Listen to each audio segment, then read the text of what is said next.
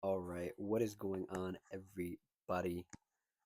Today, we're going to talk about the out of touch, confusing, and awkward All Star game from this past weekend and just All Star weekend as a whole for 2025. Um, I spent a lot of time looking through Twitter and looking through other resources to really try to understand what the fans are thinking.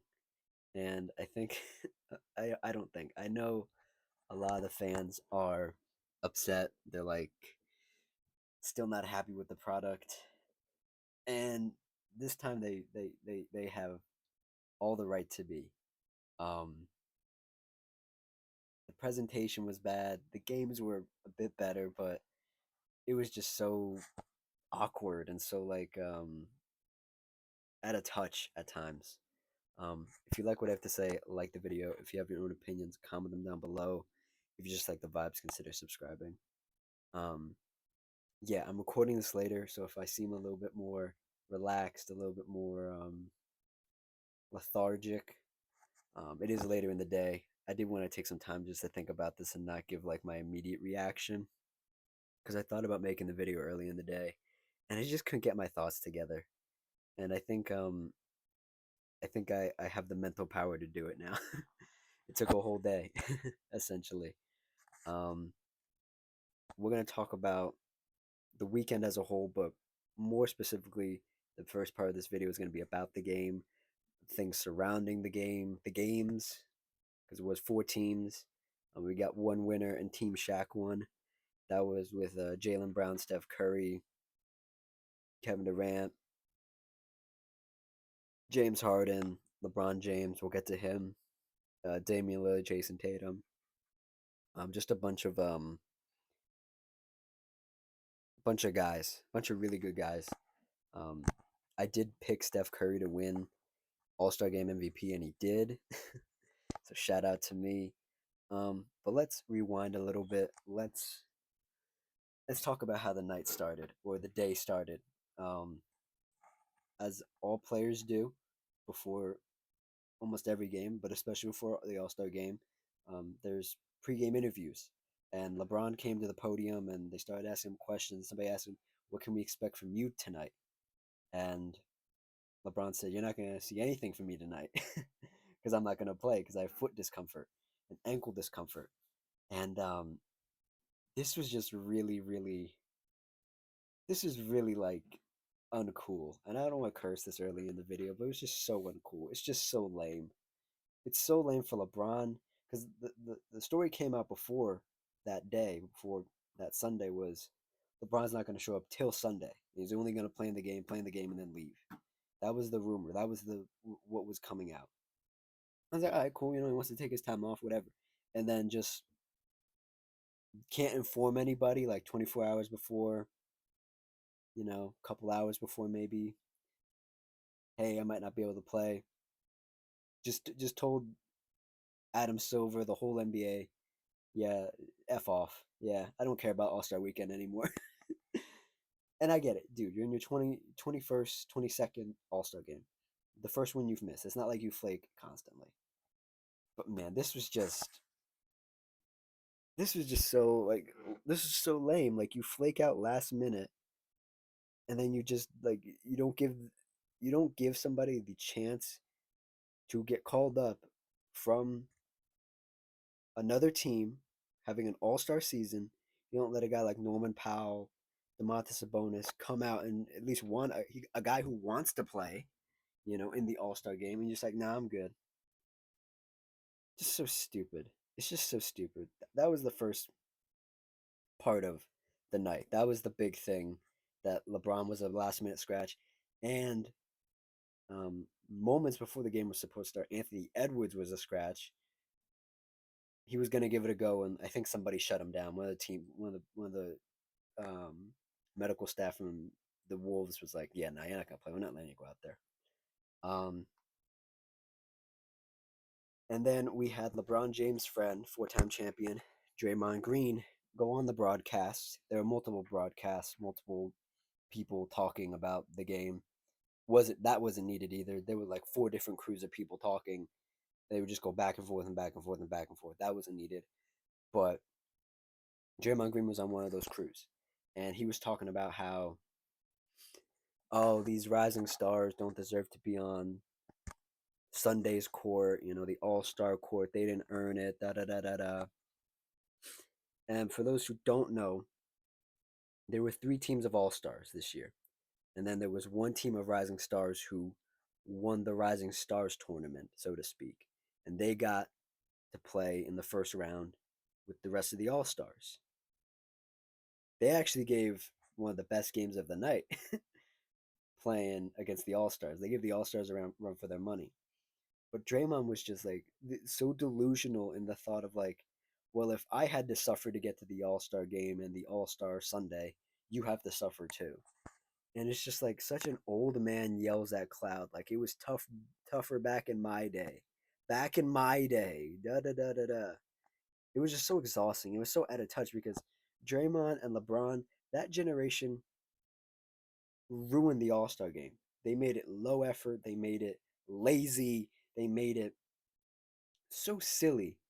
Just to show up. We're just gonna show up and not actually play, and not give the fans what they want. So for Draymond to come out and say those things that like these kids don't deserve to be on the All Star floor. They're on the All Star floor because your generation ruined the game, and the NBA is trying to do everything in between to fix the game. And to some effect, it's working. Other things, it isn't. Um, that was the beginning of the uh, the All Star Sunday hoopla. Um, Again, man, like I said at the top, this game was like the most out of touch I've ever seen an NBA broadcast or a broadcast of almost any sport. Just so out of touch. I did not realize. I don't think a lot of people realized all the games were going to be to 40. So there were going to be one, two, three. There were be three games that Sunday night. Three games. They each going to be 40 minutes, or you have to get to 40 points, and they have to get to 40 points, and it's unlimited time. And in theory, it sounds good, like right, like oh yeah, we're gonna get quick, fast paced games. We're gonna get these guys running, blah blah blah, da da da. And and once they got to a certain point, let's say they got to 13 or something, right? They would stop the game and go to a break. And you're like, oh okay, interesting. And they did it for every single game, every single game. And they had like a little they had of course they're gonna have like the introductions and everything for the game, right? Big musical number, San Francisco, woo, Bay Area. I'm like, okay, cool. Introduce the players, da da da. And then the first round happened. The first two games happened. Two people advance before the final game, right? And in between those two games and the final game, they treated it like halftime, and it was the longest halftime I can ever remember. It was just so boring. And then I was like, okay, so they're gonna do this halftime show now, and then we're gonna watch the game, this final game between Team Chuck and Team Shaq. We're just gonna watch it all the way through. Maybe one commercial break, bro. They ran all their commercial breaks, and then they had like another halftime in between, like right smack damn middle of the game, the final game. They had some like ceremony for the TNT crew. That's Charles Barkley, Shaquille O'Neal, Kenny Smith, and Ernie Johnson. And like I get it's the last year of TNT hosting the All Star game, but you couldn't have picked a better time to do this whole hoopla event between the middle of the game. And like, and I don't know who in the NBA thinks people of a certain generation want to see Kevin Hart in 2025. I don't mind Kevin Hart. I think he's fine. But man, I don't want to hear him talk about basketball. I don't want to hear him talk about anything, to be quite honest. I don't care. And like they just had him droning on and on about like these tired old jokes. Like, big man, you gotta get in the paint. Da da da da da. He had some funny lines, I'll give him that. But anytime they looked at him to like do commentary of any variety, it was just so outdated and so boring. I just didn't. I almost muted it. I just didn't pay attention. Um, and I guess we should talk about this since I hinted at it. The obscene amount of commercials, like obscene amount, just obscene, ungodly amount of commercials. Like I would be watching the game, it would go to commercial, and then I forget we're watching the game. We're watching the All Star game. Like I genuinely forgot. Like it came back, I was like, oh yeah, that's right. We were watching the All Star game. Like it was just like an infomercial, and then you would have basketball in between the infomercial. It was terrible. And I was a fan of the court. I liked the court, the basketball court for this game. It became an eyesore after the first game. It was so bad. I didn't like looking at it anymore. Um, I just think it was so out of touch. You got like 27 minutes of basketball, and then you got hard break. You got a hard like intermission. You know, like back in the day when people used to go to plays and stuff, there'd be an intermission, right? Get up, go to the bathroom, get your snacks. There were about 5 intermissions per game. You could just walk off and come back, and you wouldn't have missed anything. Um, oh yeah, and they had this freaking Mr. Beast, social media influencer and philanthropist, quote unquote, doing some dumb half court shot stuff with Damian Lillard. They brought a kid from the stands. Yeah, it was just so it was awkward. Like nothing for nothing, and this is an opinion. This is not an opinion that is unique to me. Mr. Beast just makes my skin crawl. Like I feel like he's a lizard in a suit, in a human suit. He just makes my skin crawl. And combined with him, Kevin Hart, it was just I didn't want to hear anybody talk. Like they really had nobody on the broadcast that actually wanted to talk about the game and basketball. Nobody actually wanted to talk about the freaking game. The only person there that had like some semblance of a brain was Candace Parker. She said some nice things, but they're kind of generic takes. But see, that's not her job though. Her job isn't to cover the NBA. Her job is to cover the WNBA. And I can't get behind this the NBA is doing such a terrible job bringing people to the All Star game that fans don't care about. Um, Bringing people who just have negative opinions about the game. I don't care if you have a differing opinion about basketball. I care that you have a completely negative opinion, like Draymond Green saying these rising stars shouldn't be on the floor right now. Well, if your generation didn't mess the game up, then we wouldn't be in this situation. I'm gonna keep going back to that because it's just ridiculous that you would you would make those comments but also not take accountability for you and your guys, the people you call brothers, the people you call teammates, the people you've played basketball against and with, completely ruined the All Star game. Um, and I just want to read something here from Legend of Winning on Twitter, also a YouTuber. He tweeted this out, and I quote: "Increased prices, more subscriptions, low effort, biased, uninformed coverage, more and more ads. The NBA is making more money than ever. The players are earning the most money ever, and teams are worth the most money ever. But as fans, we barely benefit." End quote. Totally agree. Totally agree. This was a nail right on the head, hammered right to nail. Just really, really, really true. Like the product has to be good enough for big networks to buy the TV rights. And then after that, us as fans, we can just go screw ourselves, right? Owners, GMs.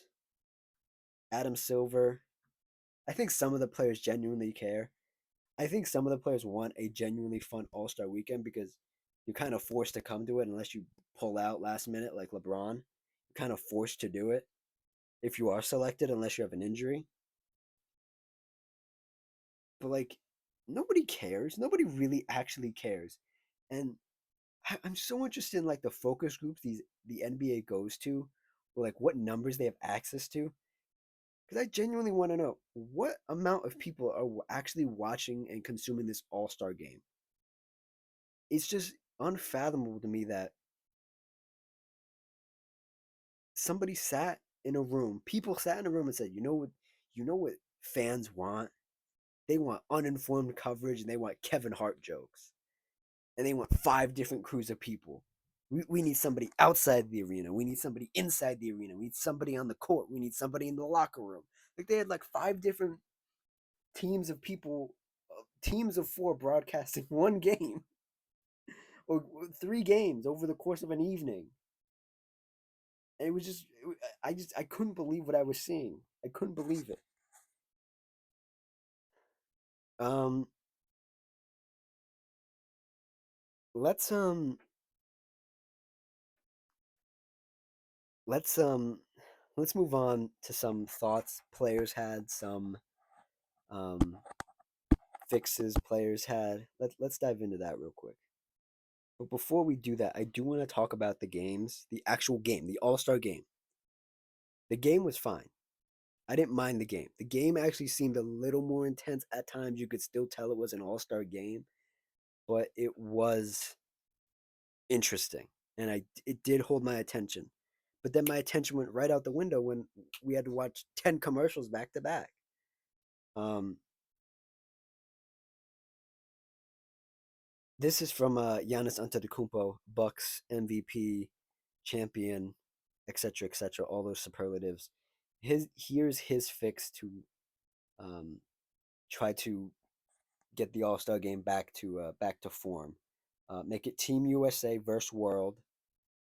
Rotate the host city between the USA and other parts of the world, such as Paris and London. He believes that it will change the game's intensity and make players care. Um, I like this idea. If you do this, I would just say screw it and do the All Star game at the end of the season. Do it at the end of the season. Do it during the finals. Do it. I don't care. I think actually doing it, having like a whole weekend in the middle of the season, is not productive anymore. I feel like if players are just going to rest and just not care and just treat it as if, oh, we're just going out there shoot some hoops, then just give them a week off. Give every team a week and a half off. Give them that time off, and then at the end of the year, say, hey, you got that time off during the middle of the season. Now it's the end of the season. We're doing this new All Star format where it's Team USA versus Team World, and we're going to London and Paris. Because if you fly to London to Paris during the season, that's a lot of stress on your body for just an All Star game. I don't think they're going to do that. I think the fix is to do it at the end of the season because it's just obvious that players just don't, and it's just become so commercialized to be like, this is the best part of the season. It's the middle of the season, All Star break, da da da da da. They're never gonna stop doing All Star weekend. They're never gonna stop. It's a whole event. They have like NBA Con now too. It's an event outside of All Star weekend where they just showcase random stuff they've been working on as the National Basketball Association. Um, I do like Giannis's idea though. Um, More specifically, I should talk about the format too of this game. I didn't mind the format. I just think I think the best game of the night was Rising Stars versus whatever team it was in the first round. I think that was the best. And I thought they were going to do like there's the All Star side of the bracket and there's the Rising Stars side of the bracket. And they would have a Rising Star team and an All Star meet in the middle as the final. I thought that would be the final. I didn't know it would be you would filter them in like that. Um,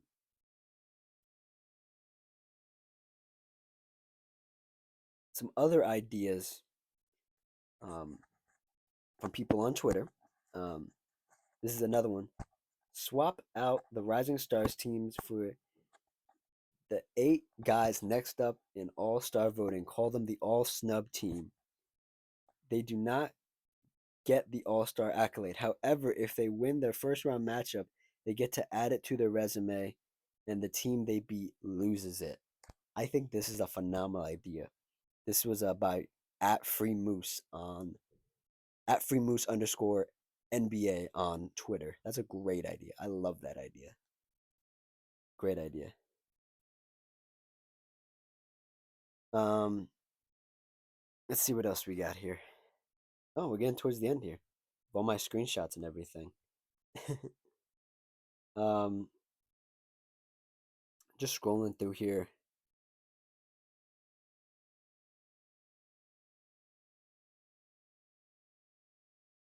Yeah, I think that's it. I think some other notes just of pertinence was Gilbert Arenas, host of Gil's Arena, an NBA podcast and show. Um, this relates to the All Star game, I promise. Just let me get to it. Um, he was interviewing Gilbert Arenas, former NBA player, podcaster now, etc. etc. Um, he interviewed for the MSNBC co-host spot next to Carmelo Anthony for the NBA next season, and he talked about how networks are not happy with how Inside the NBA covers NBA players. Um, I want to just put this in here. It's a little off topic, but it's also on topic. Where I think the NBA is genuinely just out of touch now because they don't market their young stars well enough.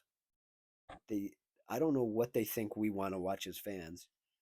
Because I think I know the demographic they want to hit. They want to hit the younger demographic. That's what they've been saying. I think that's why they tried to make the game so quick this year, so you could just watch it, watch it. You could watch it.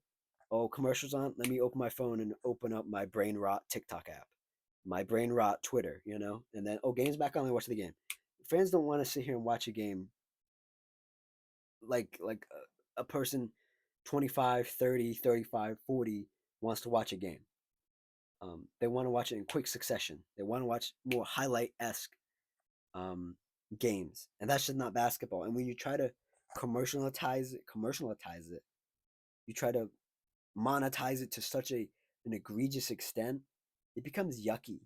Like this year felt yucky, and I think the NBA not noticing it is the biggest issue because it's not like it's the networks because the networks are obviously seeing that this product isn't being used to its full capacity because that's the person that holds the keys. Adam Silver, everybody else involved, top brass, make these decisions that they think we want.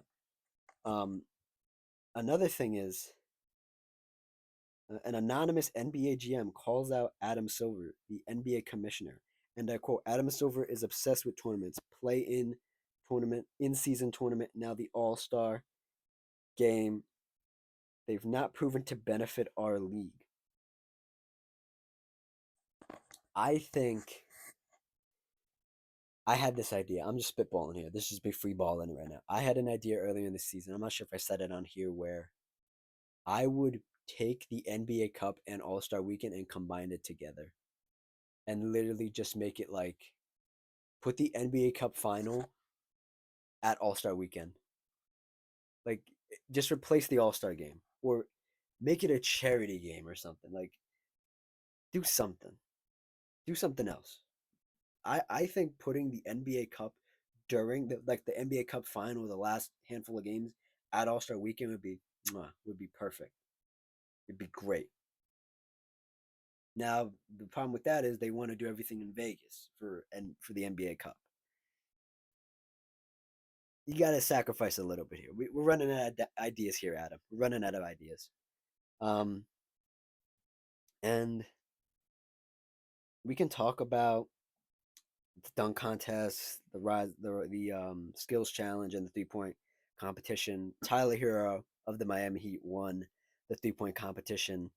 Um, Mac McClung, um, on the Orlando Magic G League affiliate team, won the dunk contest. That's 3 back to back, single handedly saving the dunk contest. I saw something on Twitter that said they should just start calling it Mac and Friends, because Mac McClung is the only one that actually cares about dunking in the all and dunking at All Star Weekend.